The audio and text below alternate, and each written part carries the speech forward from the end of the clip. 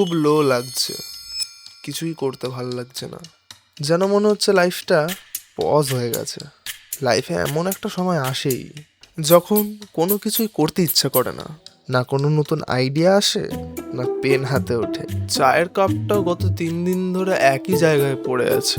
ক্রাশও dry reply করছে। ভেবেছিলাম video বানিয়ে পপুলার হয়ে ক্রাশের ফিডে যাব, বাট লাস্ট কটা ভিডিওর রেসপন্স দেখে তো মনে হচ্ছে না।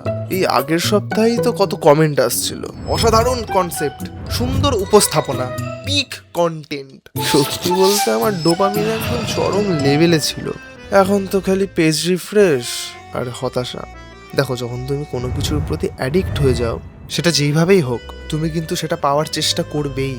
তাই আমি ডিসাইড করি, যতই ল্যাদ লাগুক আমি লিখবই, কারণ আমাকে আমার ক্রাশের ফিডে যেতে হবে। আমি লিখবই, আমাকে পপুলার হতেই হবে।